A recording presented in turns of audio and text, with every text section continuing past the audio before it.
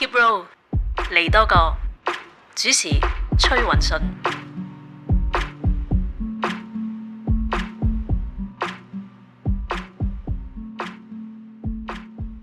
大家你好，又嚟到呢個 Keep Roll 嚟多個嘅時間啦。咁今次咧係關於我哋呢個影意志獨立短片獎嘅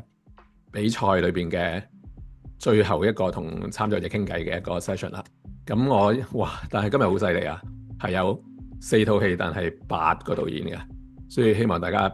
自我介紹下啦，幫下手好嘛？第一位就係Sushi 嘅導演黃卓曼，可唔可以介紹下你自己？嗨，大家好，我係黃卓曼啦，咁我就係 Sushi 嘅導演同埋編劇啦。咁跟住咧就係即時多轉變，有3位導演嘅喎。咁盧詠儀可唔可以幫手介紹埋你嗰位 partner？好，咁我就係啦，即使多轉變嘅導演啦。咁我就叫阿 Wing 啦。我仲有2位都係同樣係導演，就係1號同埋陳琳。呢個係學生作品嚟㗎嘛？好似係啦，冇錯。都補充翻啦。咁黃卓曼 Sushi 係先浪潮。有冇得獎㗎？當年係先浪潮FVA 得獎咯，有最特別表人。OK， 好。跟住第3位亦都係一套戲3個導演嘅，就係殺死了丁力嘅帝國反擊戰。咁樣我不如請羅樂希介紹下你嘅導演隊啊。我哋係做殺死丁力2嘅3個人啦。咁我係阿希，跟住我係 David， 仲有阿達。係啦，咁我哋3個就係呢個924 Studio 嘅名義啦。咁係我哋係殺死丁力嘅導演。明白。但係你仲讀緊書定係點嘅？你做製作，因為有殺死丁力1噶嘛。因為我哋殺死丁力1就係我哋嗰陣時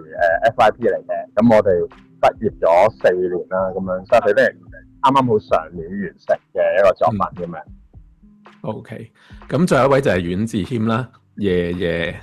來訪的夜都係先浪潮嘅作品喎。Hello， 我係阮智謙，係夜夜來訪的夜嘅導演，都係喺17屆先浪潮攞咗特別表揚。好啦，咁開頭咧，咁我梗係要準備少問題啦，跟住之後咧，可能我抌啲問題出嚟，如果氣氛好咧，就可以自由討論啦。因為好似雖然有啲導演暫時唔喺香港，但係佢哋都係 base 喺香港嘅。呢度除咗我唔喺香港之外，咁所以傾起上嚟嘅時候就係大家自己去盡量利用我哋應有嘅自由去討論啦，係嘛？咁首先第一個咧，我想問一問黃卓曼嘅 Sushi 先啦。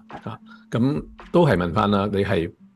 點解會都有構思嘅咧？嗰個女仔即係當然啦，我理解佢就係屋企人唔喺度，咁但係點解佢係好似對好多嘢都不滿啊？點解你會諗到一個咁嘅女仔咧？因為同埋佢後尾都即係我唔知啊，我唔係好拍劇透嘅，但我唔會講得好清楚。咁佢最後做嗰好激烈嘅行動，其實佢都唔係好肯定背後噶嘛嚇。咁點解你會設計一個咁樣嘅人物咧？即係雖然入邊有好多空白嘅位，但係當然佢仍然好值得同情，好關心呢個角色啊。咁可以講下點解會諗呢個故事先嘅？因為一開始其實應該係2019年之前咧，其實係比較好奇一啲少女嘅一啲狀態啦。因為嗰陣時咧，我有啲社工朋友咧就開始講話會有啲，即係佢有啲學生咧會為咗買 iPhone 啦，然之後就去做 part-time girlfriend。咁我就當時咧就俾佢哋呢一個情形咧好吸引咗啦，咁好想寫呢樣嘢啦。咁但係一直寫嘅時候咧，就會喺度以為自己想寫嘅係去揾一啲點解做 part-time girlfriend 嘅一啲原因啦。咁寫第一稿嘅時候咧，都好似係要為咗去諗一個女仔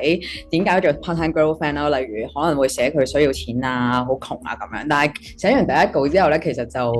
嗰陣時交去先浪潮嘅時候，第一稿都係咁樣嘅。但係後來就覺得好唔對路啦，因為覺得其實佢唔係我真係好想關心嘅，因為即係揾一件事嘅原因咧，原來唔係我好想做嘅嘢啦。然之後我就開始去諗啊，到底點解自己咁唔中意自己咁樣啦？因為同啲朋友傾嘅時候咧，就係咁要揾好多説法俾一個女仔點解做 part-time girlfriend 咁樣。咁然之後後來咧就再去即係嘗試處理，因為自己都係一個女性啦，然之後就去諗翻啊，自己係譬如細啲嘅時候啊，又或者去經歷好多唔同嘅事情嘅時候，其實成長嗰一種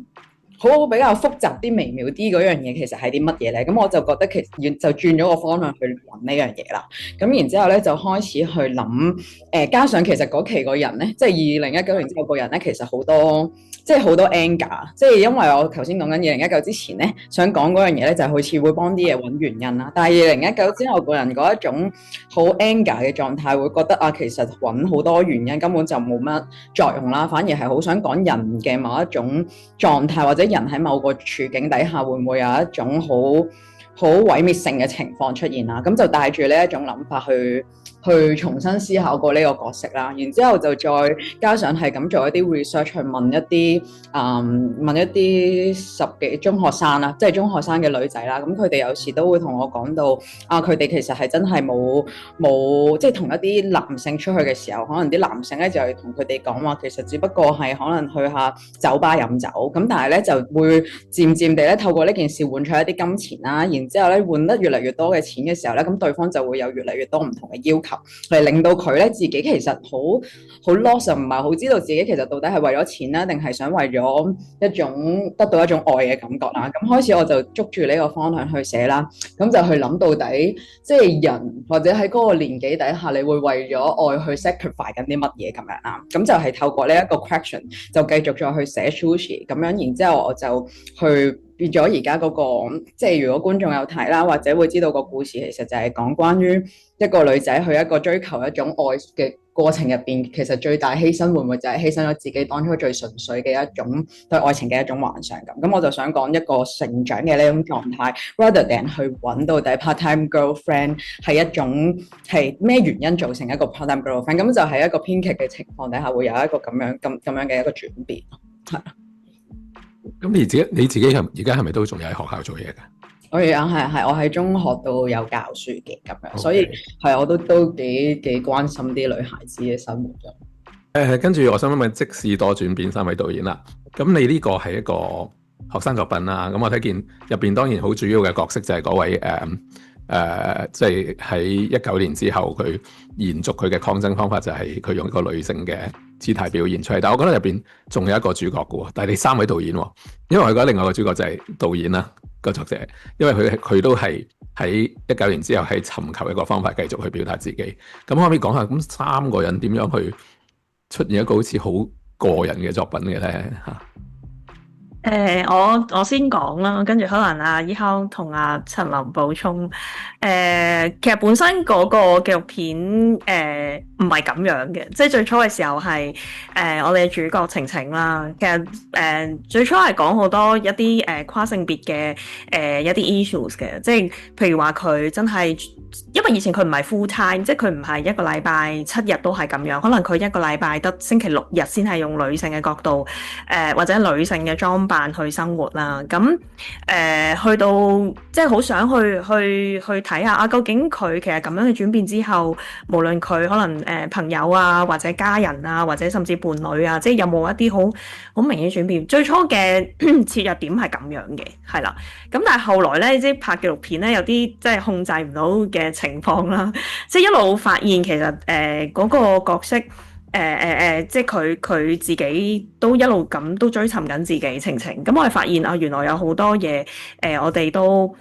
慢慢一路再發掘落去嘅時候，有其他嘅 stories 更加呈現得到。咁我哋就一路跟住呢條線去咯。咁呢個係1號其實都有幾多，即係嗰個故仔其實都幾多係由1號我哋再去 develop 落去嘅。1號你要分享一下嗎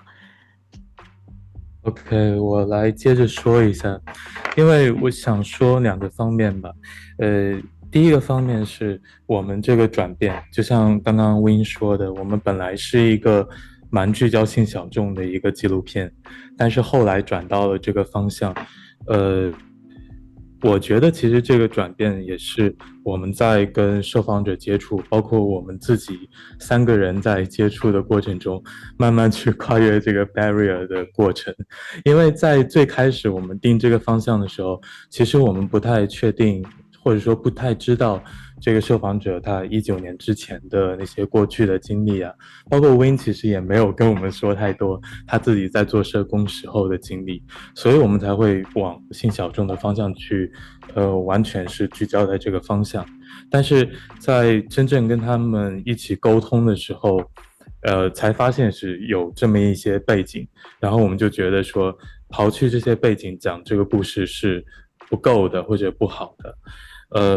我觉得也是因为这个 barrier， 就是你也可以看到，就是我们现在语言上面也还是有一些 barrier， 然后我们中国人的身份肯定也会有这种 barrier， 就大家会保持一种就是说尽量回避过去的这些事情，包括19年的状态跟我们在一块儿的时候，所以当大家慢慢的去了解或者沟通以后，我们觉得这个是需要把这个背景连接起来。然后第二个方面是，我们看到了这个转变之后，我们觉得打动的一个点是，现在19年之后，大家都会提到有一个政治性的抑郁嘛，包括前一部作品，他说，你说的那个 anger 啊之类的，这是我们发现的一个面向。但是还有一种可能性是，当大家就是对于这种政治非常的无奈和无力的时候，还是很想努力的把自己的生活给过好，或者说实现自己真正想要做的一些东西。然后这个是让我们觉得是有触动的一个点，所以希望用青青的故事，包括阿 Win 的故事来传达这个地方吧。因为确实当我们在做这个纪录片的时候，其实我们也有测访一些阿 Win 和青青共同的朋友了，然后经常会听说这个朋友今天去日本旅行然后那个朋友在学其他的东西，所以没时间给我们做采访。我会发现是可能是一个相对还比较普遍的一件事情，就是现在的生活很不好，但是同时也当我们就是抗争也受到很大的阻力的时候，我們還想堅持着讓自己的生活過好，我覺得這個也是一個點嘛，所以我們就把紀錄片轉到了這個角度。咁樣輪到呢個殺死了丁力、帝國反擊戰、羅洛希、梁進達、胡孝忠，其實同殺死丁力有冇關係嘅咧？因為我就咁睇呢個，當然本身都娛樂性非常豐富啦。因為我對動畫就唔夠認識嘅，但係我知道技巧係好高嘅，真係嗰啲動作好精彩。咁但係可唔可以都講下點解會有呢個構思，同埋究竟佢同呢個殺死你個丁力有咩關係咧？係咪？因為其實首先殺死丁力，咁我哋今次submit呢個就係嗰個第2集啦。咁第1集就係我哋嗰陣時大學嘅 FYP 嚟嘅。咁純粹就係因為英文就係 Kill Danny， 中文就係殺死丁力咁樣。咁我哋就 link 嗰個 punchline 咁樣。咁因為殺死丁力即係好似個個人都好似好識呢句嘢咁樣。咁啱英文 Kill Danny， 咁 Danny 就好似丁力咁樣。咁我哋就 base on 呢個 punch 咁樣去發展一個 story 咁樣嘅嘢。咁成個故仔走向就係好簡單，好似 Kill Bill、John Wick 咁樣。一個主角，我哋嘅主角係一個退咗休嘅一個新人啦。咁佢就有一隻好可愛嘅狗，咁有一日好不幸咁樣俾一個丁力一個江湖大佬去車死咗，咁佢就展開一個復仇嘅旅程咁樣。咁然之後去到第2集就係一個有少少就係反轉，因為即係我劇透翻少少就係第1集個 ending 咧，就係佢叫做殺死咗呢個丁力之後咧，咁佢就將佢變咗做佢一隻新嘅狗仔，咁就開始佢新嘅生活啦。咁樣喺第2集嘅開頭咧就係又嚟啦，好似好多嗰啲 action movie 嘅第2集就係有新嘅敵人出現，咁就佢呢個丁力呢個狗仔咧就被殺咗啦。咁但係然之後喺佢尋找呢一個新嘅復仇過程咧，咁佢後面會發現咗一啲嘢嘅，咁即係究竟係邊個翻嚟揾佢尋仇啊，或者佢遇到啲咩人啊，就係咁樣。咁但係即係成個故仔，我哋即係少少唔同就係我哋係比較可能偏重娛樂性少少，因為我哋可能因為我哋始終3個人咧。3個人做導演其實都係比較難做一啲好 emotional 啊、好個人嘅嘢，咁我哋又盡量就係一種係一種好似共同大家可能香港人啊或者亞洲人去睇到一啲我哋好中意一啲 action humor 嘅嘢，咁就 input 晒嗰啲嘢落去一個咁樣嘅好嘉年華式嘅短片度咁樣。咁另外兩位有冇去補充啊？係咯，我哋偏向即係我哋做嘅作品會偏向比較大眾層面多少少嘅，咁就應該係可以話合家歡啲嘅，即係我哋希望即係我哋做出嚟嘅作品可能連你阿媽都識嘅程度咁樣嘅意思咯。所以我哋做嘅作品入面有好多係致敬啲香港港產片啊，或者係好多一啲電影啊，又或者甚至乎我哋第二集都加咗好多即係嗰啲叫做笑位落去，諗住去即係等大家睇得開心啲，咁就係我中意我哋套嘢多啲咁。OK， 不過聽你咁講咧，似乎真係要睇埋第一集喎。即係而家我知個故事講乜嘅，但係我就會對嗰隻狗個感情唔夠大咯。即係嗰啲知道多咗就會更加精彩啦嚇。好啦，可以睇下咁最後 YouTube 有啊。好，到時都提翻啲觀眾啊，睇完第二集可以或者 YouTube 睇咗第一集先至睇第二集啦。咁最後咧就係爺爺來訪的夜嘅阮智謙啦。咁我成日都話即係我哋唔能夠成日，即係當然我哋有啲嘢唔可以忘記，但係我哋唔可以成日都停喺19年嘅時候。咁阮智謙呢套戲咧就係能夠講到，雖然佢係困擾住我哋一班人，但係佢喺呢個過程裏邊，佢知道翻一啲可以話甚至成個香港嘅歷史啦。咁你都點解會有一個咁樣嘅構思嘅咧？係最初成個最初都因為19年嘅時候有好多見到好多人唔可以翻嚟啦，或者要消失一段長時間啦。咁嗰陣時就好純粹諗住抒發呢個情感，就好似寫封情信俾佢哋咁，等佢哋睇翻會點嚟。咁跟住個戲名就再加多個 layer，就係佢編劇自己嘅一個親身經歷嚟嘅，就係佢有一晚瞓覺嘅時候，突然之間好唔舒服，就因為 feel 就發夢見到佢爺爺。咁但係咧，其實佢爺爺喺大陸，同埋佢哋一啲都唔親近嘅，好多年冇見。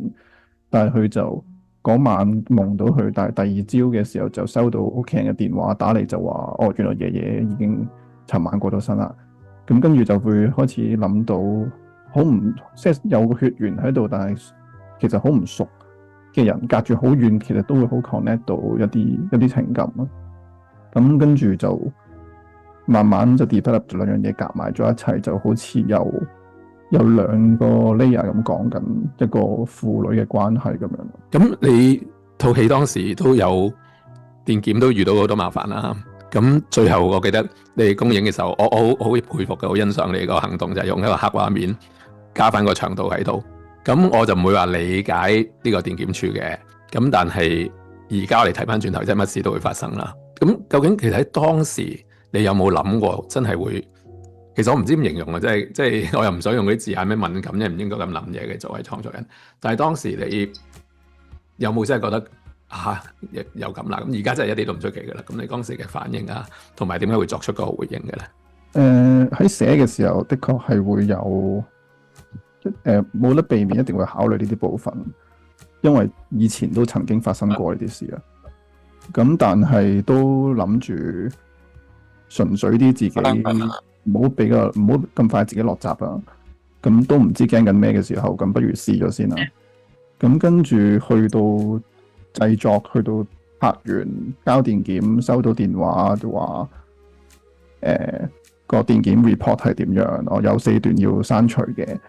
咁我記得收到嗰一刻個心情係放鬆咗嘅，因為好似知道咗一啲嘢咁。反而之前喺度估下就更加唔知點。咁跟住就諗點樣回應啦。咁因為嗰個時間好緊迫，同埋會好即係嗰個 moment 就直情係嗰一晚就要決定我交個咩新版本咧。咁同團隊監製佢哋再傾完之後，就覺得不如試下咁啦。咁監製嘅一句說話就係存在先於本質。嗰啲嘢喺度就喺度咯，就算你黑咗之後，佢都係有一個重量、一個長度喺度。咁去到放映嘅時候啦，去到放映有3場黑畫面嘅放映啦。咁因為 Mirror 所以多咗一場係加長嘅。咁跟住好多時睇完之後，聽好多觀眾講，佢哋好似知道嗰5分鐘嘅畫面其實係拍咗啲咩嘅。咁其實聽到都幾傷心嘅，因為好似即係作為創作人或者作為一個社會嘅一個香港人咁兩個層面去諗啦。即係作為一個創作人咧，就嗰個唔開心係好似拍唔拍都冇所謂咁，即係大家都會將自己嘅嘢套入去，填補咗一啲佢哋想像嘅空間。咁作為香港人嘅話，就好似大家都會，即係嗰個傷痛係原來都幾大範圍嘅，好多人都會明白到呢一樣嘢係一個點樣嘅情感嚟嘅。咁但係就發覺，即係下一步就諗下，其實如果佢哋睇到完整版嘅時候，其實佢哋應該唔會覺得好睇咗，因為佢哋自己用自己嘅經驗去睇，應該係最觸碰到佢哋自己嘅心嗰樣嘢。咁今次有好多，起碼而家在座幾位都多咗幾個觀眾啦。即係而家呢個冇辦法被看見呢樣嘢，就真係數手指咁樣增加緊邊個人可以睇多咗咁樣。咁所以都好開心可以多啲人睇到。哇！呢個角度我第一次聽，好好喎。但係我亦都要話俾你聽咧，唔會係冇咗好過有嘅。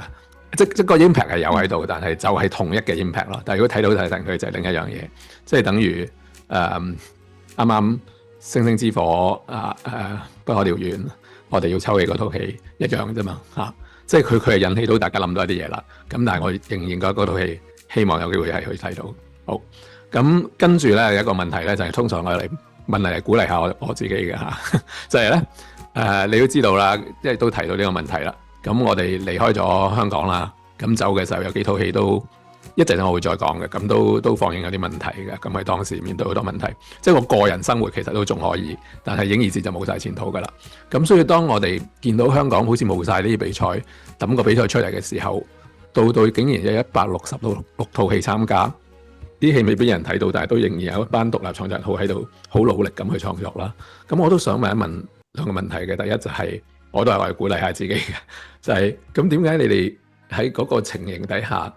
有冇一刻猶豫過，或者點解即係去參加影意節呢個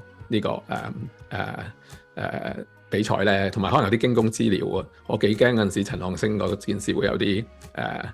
骨牌效應添，即係你哋冇試可能嗰啲背後舉辦嘅團體會有問題噶嘛？咁如果都冇啦，咁好多謝。咁可唔可以講下點解你有冇猶豫過，或者點解會繼續參加咧？咁翻去啊，黃卓曼啦，可唔可以答到？冇計算咁多嘅，你問我自己就覺得香港人搞嘅嘢咯，即係我覺得係咁，同埋都未知係乜嘢，即係其實都唔知其他片係點樣噶嘛，其實即係所以我覺得都唔係好判斷到佢係一啲咩嘅形態咁樣，我反而又會諗自己會唔會其實係唔適合添，即係會因為會彷彿好似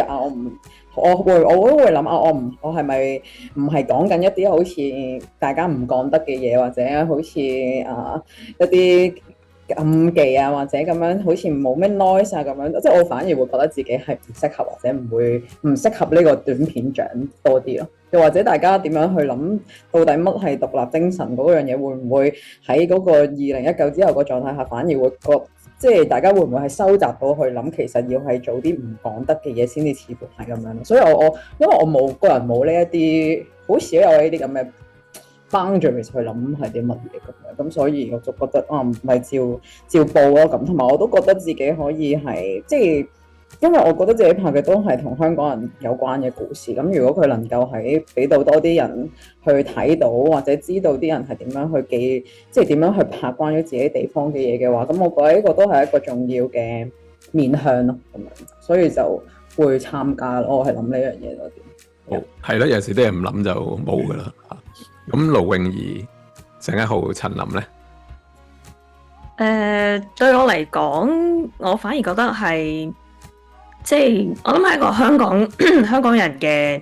嘅故事，或者係即係香港人去製作嘅一啲獨立短片咯。咁不過我諗我自己嘅紀錄片裏面，其實除咗我之外，仲有其他團隊嘅成員啦，同埋有我哋受訪者啦。所以對我嚟講，其實可能我諗嘅考慮係我哋大家有一個，即係大家都有一個相同嘅方向咯。咁但係我哋即係 come up 呢件事嘅時候，其實我哋又冇好大嘅，即係冇好大嘅衝突啦。即係我覺得我哋都覺得 OK，咁我哋就去啦。其實我冇乜好多去諗一啲即係係咪有啲嘢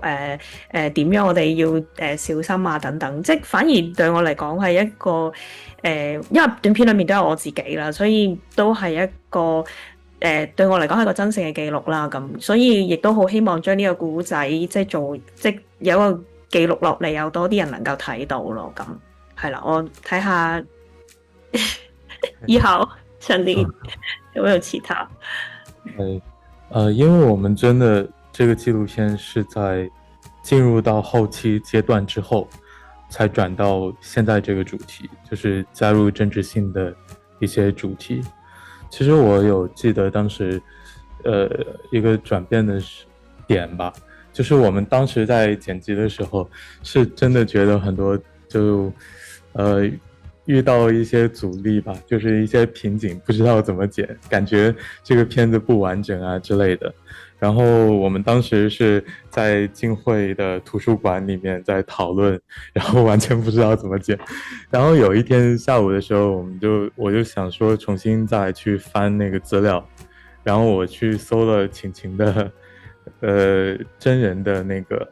名字，去 Google 上重新再搜了一下，然後翻到他在19年做社工那個大罷工的運動的時候，參加採訪啊之類的，然後我就蠻震動到吧，就蠻觸動到，我覺得可能我們得加入那個地方。然後我們就陳琳又寫了一封很長的信給晴晴，就是我們的那個主角，然後說我們真的有想把以前的故事加進去，看他會不會有意見。我們其實很擔心他會拒絕了，因為畢竟至少是一個關於他的片，他會不會很介意？結果他是完全不介意，完全不介意說自己原來的，包括完全不介意在片中展示那些他男性身份時候的形象。所以這個也是我覺得是互相的影響吧，就是因為我們是紀錄片，是會複雜是會多一點，不僅是我們創作者的一個決定，也是他作為主角的一個決定。還有一個點是因為我們當時很拖延，我們剪得很慢，要交功課的這個，所以呢當時我最後有一版的就是剪輯，我是在上海到杭州的動車上做的，然後那一版剪輯裡面關於19年的片段，我們當時還沒有想好是應該用怎樣的方式去呈現，然後我就是拽當時的一些圖片往那個剪輯軟件上放，然後我當時擠在那個動車上面，左右兩邊都有人，然後我就在那邊往上投那個剪輯的東西，但也沒多想，其實會不會周圍的人看見會說什麼，會覺得我在做什麼之類的。後來覺得可能尤其是在國內的那個環境裡面吧，因為有一些照片是有比如說就是時代革命之類的字眼的，所以後來覺得好像也是一個蠻獨特的經歷在那個時候。唔該晒，咁係啦，殺死丁力啦，羅樂希亮相大戶口中有冇嘢想講咧？係呢套戲嘅內容你梗係冇乜嘢啦，咁但係有陣時知道香港嘢唔係講內容㗎嘛，因為我哋自己就我哋冇乜多嘢諗咁樣嘅，我哋多數都係盡量想爭取一個放映機會啊，即係有咩平台都即係無論俾咩類型觀眾，即係嚟香港，即係主要係香港人咁樣，都會想俾佢哋睇到呢一啲咁嘅嘢。咁因為我哋嗰啲嘢就 entertain 啊，咁我覺得好似喺無論係咩情況或者可能咩心境之下，都可能可以 enjoy 到呢一樣嘢咁樣咯。其實因為我係初審評審之後咧，所以嗰陣時都有時有啲矛盾嘅。一方面係一個比賽，我都想揾到一啲唔同嘅戲，但係有時嗰個發行嗰個身份就出嚟咧，諗緊會唔會吸引多啲觀眾。不過兩樣都係希望大家，不過都唔好期望太高啦，因為我相信比起頭先大家提起幾年前，而家唔係咁容易做噶啦。呢啲戲即係你知道外國走得耐，思鄉都係睇破地獄嘅啫。咁我都係盡下力嘅啫。咁希望呢幾場放映已經接觸到幾百人，起碼啲戲係多人認識，咁我哋將來有機會睇到啦。另外兩位導演有冇補充啊？即係更甚者 IFA 已經接埋咗㗎啦，咁變相就呢個變相實際係唯一香港可以報到嘅，即係我哋更加要珍惜呢一啲嘅 festival 咯。唔係喎，你可以去，你係咪有攞過獎㗎？可以去參加佢哋唔知咩？但係我哋得特別表揚就係佢哋得金獎先可以入。OK，阮智謙，最後我梗係有考慮過啦，因為即係好似俾人記咗缺點咁，你記多幾個就好似會俾人踢出校，即係有呢種心理壓力嘅。咁你選擇得繼續喺香港，你冇辦法唔考慮呢啲嘢。即係我又唔可以話計算嘅，但係你要現實咁考慮啦。咁所以我都唔係即時你一 announce 就報咁樣，甚至乎喺南方影展見到你嗰陣時，你哋已經開始收件咁，都好似嗰陣時都有考慮過啊。咁點好咧？咁但係即係我哋都係 nobody 啫。咁喺香港仲有好多人都咩都唔驚咁，繼續咁樣選擇行落去咁，即係有少少偷雞，就覺得好似有事都唔係我死先咁樣啦。即係好似氹下自己咁。咁不過反而係最 core 嗰樣嘢係喺南方影展放映嘅時候，我有一場係有個男仔喺度睇，一個人嚟睇，佢睇到喊得好緊要。我估佢係香港人。咁我條片本身就係拍俾一啲海外嘅觀眾睇噶嘛，就係想同佢哋講啲嘢咁樣。咁有海外嘅影展，咁當然，尤其是係影意志，咁一定會好似會啱好多 target audience 咁。咁好似會，我條片就係想咁咯，咁呢個方法就係可以令到條片俾啲原本我最初想做嘅嘢就係想咁咪 fit 晒咯。咁所以就唔諗咁多其他嘢咯，都係諗翻最初點解要拍呢條片。係，所以我開頭就話呢個題目就係我嚟鼓勵我自己嘅。咁但係咧，其實我想講咧，你哋個黑畫面啊，即係時代雖然不斷唔同啦，其實你哋都好犀利嘅。講真啦，我好荒謬嘅呢件事，唔係話俾大家聽，我哋最後放唔到，即係好荒謬話所謂放唔到嗰幾套戲咧，包括由亂世備忘、大有天高開始去呢個電檢處個網頁查下咧，全部都仲 valid 嘅，張准認證 2B 3級。其實我一路跟晒佢嘅，你個加 disclaimer 3級3級，張值仲係 valid 嘅，所以我係冇表達過乜嘢就已經收咗皮嘅，離開咗。其實係有陣時有啲內疚嘅都，咁所以見到有咁多人願意參加，我會盡力希望將啲戲帶到俾多啲人睇。好啦，咁跟住呢個問題就係俾下大家嘅，但係你可以自由答唔答嘅。如果冇時間睇到，因為應該俾你哋睇其他你同組嘅人嘅一啲作品。遲啲我希望你哋起碼可以，因為本來就我好想網絡放映嘅，咁但係亦都因為有啲版權啊，有啲唔想留翻香港嘅原因啊，套戲咁就暫時做唔到住。咁你呢一組係互相睇咗嘅，有冇一啲朋友當介紹俾大家講下你睇過有邊一套嘅感受啦？我可以講下。好啊，可以。但係我驚講多咗會劇透，就唔好意思啦。但聽呢個節目唔係好多人睇到嘅，就放心啦。我幾欣賞即時多轉變，因為我會有種共鳴喺入邊咯，即係好似做咗好耐一個公共領域嘅一啲事之後，就先至有空間去翻去私人領域度點樣做好自己，而大家都好似選擇咗一種點樣讓自己舒服嘅方法去決定行落去咯。咁同埋嗰個 move on 嗰個用2次 move on 呢樣嘢，同一開始崔允信講嗰種2個 layer 其實係有 connect 嘅，就好似慢慢咁傳落去，慢慢咁傳落去咁即係都會睇得到嗰個總有人去行第一步，做咗呢個選擇，就影響到下一個人點樣做多啲嘢，都係做好自己先咯。如果唔係，好易會消耗得太緊要，就冇晒動力去做所有嘢咯。咁所以呢個慢慢咁行落去，喺條片度睇得到嘅。咁條片嘅主角真情都係一個，佢有一啲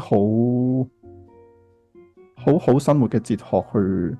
值得我哋去學習點樣。有一兩句説話係你會睇完之後會記得好清楚嘅。你會嗰啲説話係幫到你點樣去面對一啲陰暗嘅時間。咁所以我同埋我自己睇紀錄片係有多咗個加分，就係即係嗰種真實性係你唔使去諗其他製作上或者諗其他戲劇虛構嗰啲嘢，即係嗰個真實係已經好好睇。尤其是係佢最初對住鏡頭同埋佢，即係你會睇到佢唔同嘅面向咯。即係嗰個又係佢邊個時間係會最 charm，邊個時間有少少唔好意思。即係呢啲係你對於認識一個決定繼續用佢自己方法，用自己獨特嘅方法繼續行嘅人，你會感覺到嗰種親切感喺度。係啊，的而且確係一個，佢唔單止個題材啦，其實個拍攝方法都係少見嘅。係其他導演呢？那我說那個其實是就是說爺爺來訪的夜吧，就爺爺來訪的夜。然後其實吸引我的點是他的那種互文咯，就是父親輩的從逃到香港來和現在的香港人的離散之間的這種互文性，其實有很打動我。我覺得這個切入點是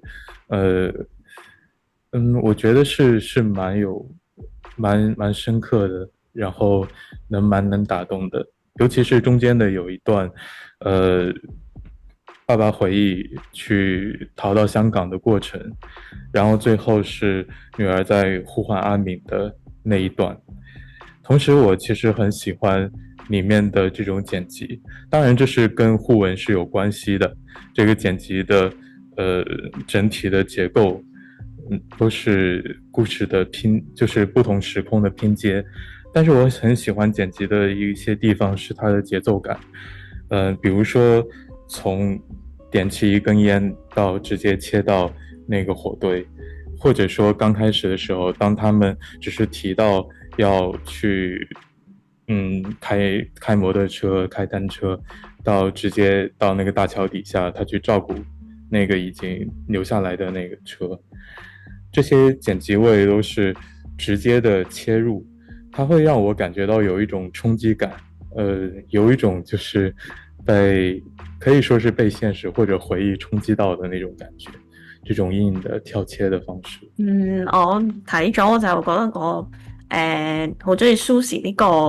個短片啦，因為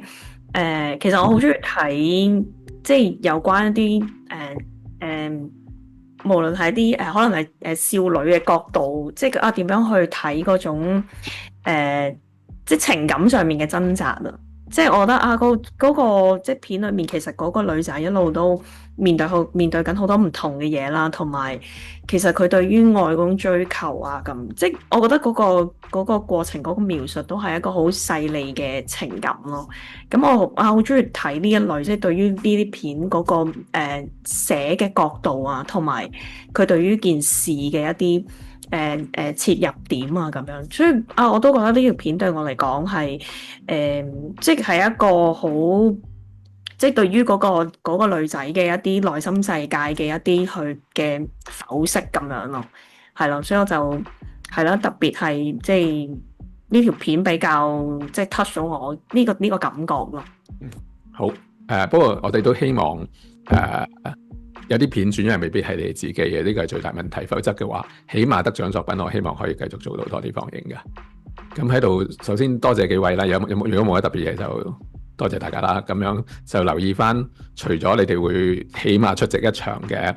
台灣嘅 Q&A 之外呢，咁我哋喺月底而家做緊啲評審嘅時間，或者最遲7月初，我哋會有一次網上直播呢，公佈我哋個結果嘅。咁到時會懶係唔知可唔可以？我哋冇人做嘢，我就幻想緊到時又會好似啲頒獎禮會睇有 trailer 又放下啲片段啊，得獎者講下嘢咁樣嘅。希望到時係可以做到嘅，因為估計我哋暫時受留意程度咧都會有100幾人睇個 live 嘅，咁同埋擺翻喺度係有意思嘅，係我覺得呢件事。咁之後亦都希望有一啲人係可能透過我哋組織又好，或者佢哋直接去揾你哋，其實已經有啦嚇。